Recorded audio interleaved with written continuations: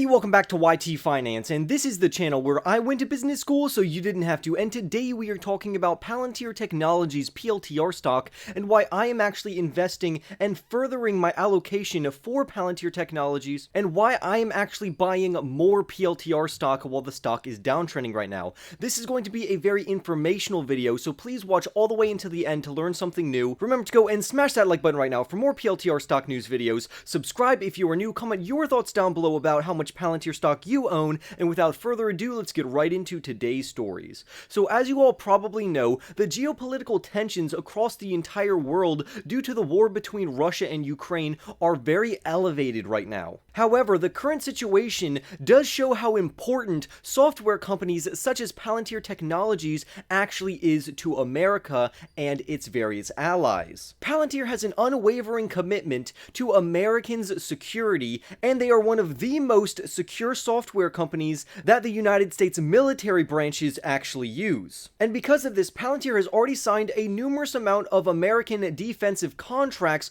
along with many contracts with various intelligence agencies. Palantir software has been used to track down terrorists and facilitate special operation missions throughout the intelligence communities. And Palantir can do this because they are a big data and analytics company that empowers both government clients as well as commercial enterprises, mainly to make critical decisions in high-stakes scenarios, such as in a battle or a war. People's lives are on the line, so you want to make the best decision possible. Right now, the PLTR stock trades for around $11 per share, while the low-end analyst price target for the company is $9 over the next 12 months. However, the average consensus for the PLTR stock is actually $15, while the high-end bullish price prediction for the next 12 months for the PLTR stock goes all the way up to $25. Right now, around 11 analysts currently cover the stock, with 2 analysts saying that this company is a clear buying opportunity right now because the PLTR stock, in their view, is highly undervalued.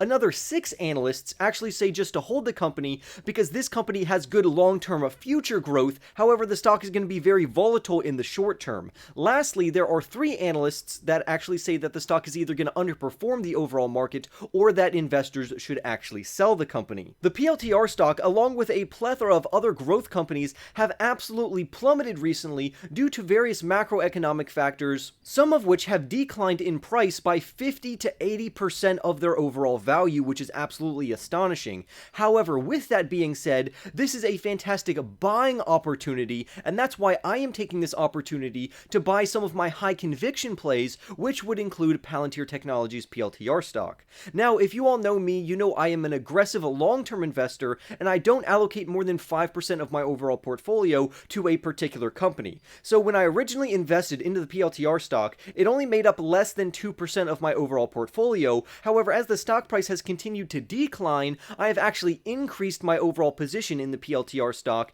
and now my current position sits at around 3 to 4% of my overall portfolio weight. And although you may think this is a small allocation to such a good company, there are so many good companies out there that I don't want to sacrifice the opportunity cost or take on the risk of only investing into one good company. Why invest into one good company when I could invest into a plethora of good companies? And I'll talk about some of these other software companies that I'm personally invested in later in the video. The author of this article says that Palantir has the potential to become the most important software company in America, and due to its sharp decline in price recently, this is a fantastic buying opportunity for long-term investors. The current decline in the Palantir stock price is only going to affect short-term stock traders who have a very short-term time horizon on their particular investment. However, if you actually like the company and you're not just trading off of it to make a quick dollar, this looks to be a fantastic long-term holding opportunity. I've gone over in a plethora of other videos how Palantir is fundamentally very sound and solid, and they have fantastic financial results. For instance, in 2021, they generated around $1.54 billion worth of revenue with a 31% adjusted operating income and a 28% adjusted free cash flow margin. And we're going to talk more about their free cash flow and how this is going to benefit Palantir Technologies over the long term, which is why I think they are going to have fantastic growth. Now, some people will look at Palantir as an unprofitable company because they recorded a negative net income for 2020 2021. There are also several other measures of profitability and overall financial performance. For instance, some investors like to use the EBITDA metric, which stands for earnings before interest, tax, depreciation, and amortization. Some use the free cash flows of the company, and others just like the bottom line net income. Analysts tend to use net income the most often, and they use the net income to establish their various stock price targets. Net income, if you didn't know, represents a company's profits from an accounting standpoint. So we're talking about net income on a GAAP basis, or a generally accepted accounting principles basis.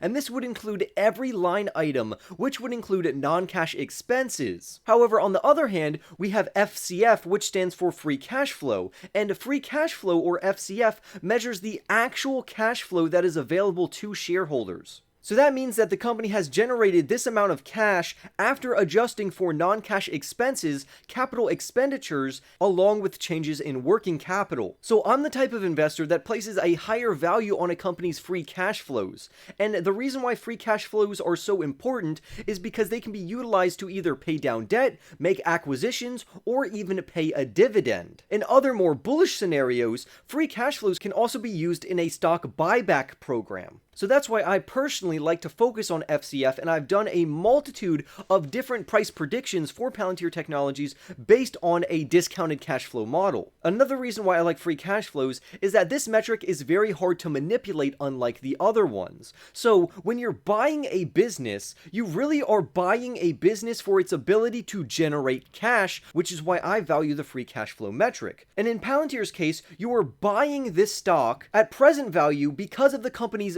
future cash flows. Palantir also brought in an astounding adjusted free cash flow of $424 million in adjusted free cash flows, which would equate to around a 28% margin. So from here, I'm going to use free cash flows to compare Palantir to other young software companies, which I also own, such as Snowflake, The Trade Desk, Datadog, Splunk, Autodesk, Unity Software, and ticker symbol OKTA. And when comparing Palantir to these other software companies, Palantir actually trades at the lowest market cap to free cash flow multiple. Palantir's PLTR stock is currently trading at around 70.32 times free cash flows, and if we compare that to other companies such as Unity Software, which is generating a negative free cash flow, they are not even very comparable. However, if we compare it to, say, Snowflake, ticker symbol SNOW, Snowflake is trading at 621.61 times free cash flows. A more comparable company would most likely be The Trade Desk, where Palantir and The Trade Desk are separated by only $2.5 million worth of free cash flows, yet The Trade Desk is trading at 93.45 times free cash flows, while Palantir is trading at substantially lower at only 70 times free cash flows. Even though The Trade Desk is only around $8 billion larger from a market cap standpoint than Palantir Technologies. This means Palantir Technologies not only presents investors better value compared to these other software companies, it also has greater growth prospects to scale their free cash flows at a more realistic rate when compared to their overall market cap. So my top two picks for these software companies regarding price to free cash flows is going to be Palantir as well as the Autodesk, and those are going to easily be my top two because both of them are trading below a free cash flow multiple of 80. So when we're comparing companies based on free cash flows, Palantir Technologies not only offers us the best growth for the best price, it's also very fairly valued compared to these other companies. And this in turn lowers our overall risk of any losses when investing into these particular companies. Now, the author of this article actually decides to compare Palantir, Snowflake, and ticker symbol OKTA all to each other. And although all of these companies are very nice respectively, and I do own a little bit of all of these software companies, I mainly own Palantir and The Trade Desk because I'm an investor that looks at free cash flows. However, if you want to compare their total revenues, their cost of revenues, their gross profit margin, their selling and general administrative expenses, research and development, and total operating expenses, you can look at the chart on screen just to find that Palantir Technologies more than holds their own against these other software companies. The good thing is that none of these companies are inherently bad companies, so that's a good thing, and that's why I personally own a little bit of all of them,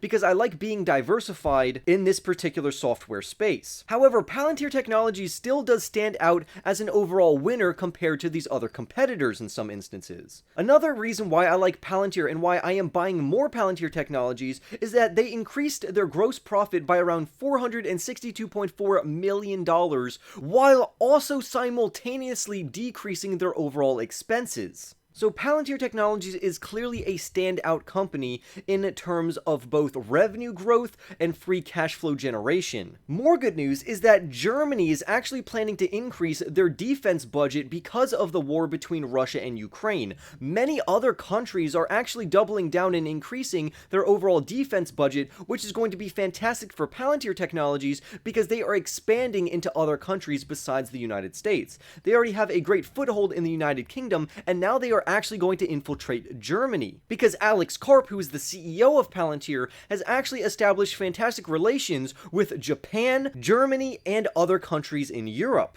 So overall, this is fantastic news regarding how Palantir is going to diversify themselves in a plethora of different countries, which is going to bring them in more revenues and therefore better free cash flows, which should inflate their overall stock price. However, we're really going to see the fruits of this labor later at the end of 2022. So if you are looking just to get in and buy and make a quick buck off of Palantir Technologies, you may be better off in another company. We want people that are high conviction in this particular stock, and the Palantirian community has an extremely strong following. These people are literally going to hold this stock no matter what, and that's the exact type of investor base that you want in a particular company. Palantir also has very strong management from Peter Thiel as well as Alex Karp, and as you know, Peter Thiel has been involved with Facebook as well as PayPal, and basically everything he touches turns to gold. So Palantir over the long term should be a fantastic long-term investment, which is why I am adding even more capital to Palantir Technologies. But I'm doing this in a very deliberate and safe way by lowering my average cost while not overexposing myself to one company, because so many fantastic companies are trading at a huge discount right now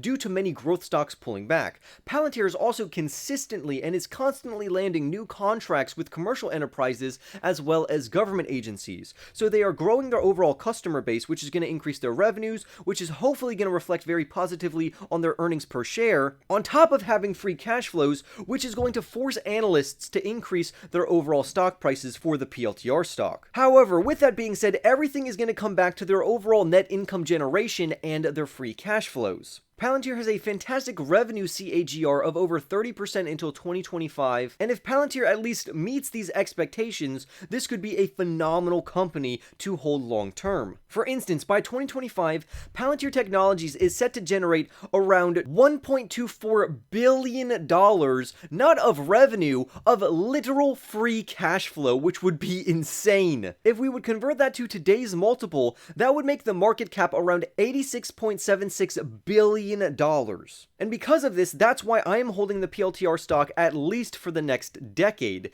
because I think Palantir should have basically no problem reaching a $100 billion valuation at or even before 2030. And this is why I'm extremely bullish on the PLTR stock. However, I still will not over allocate my portfolio and take on unnecessary risk when there are plenty of other fantastic companies to buy out there at very cheap valuations. But I want to hear what you think. Remember to go and smash that like button right now. Subscribe if you are new. Comment down below how you think Palantir is going to scale their overall revenues and free cash flows, and how diversifying internationally is going to really help Palantir overall. But with that being said, I will see you in the next YT video.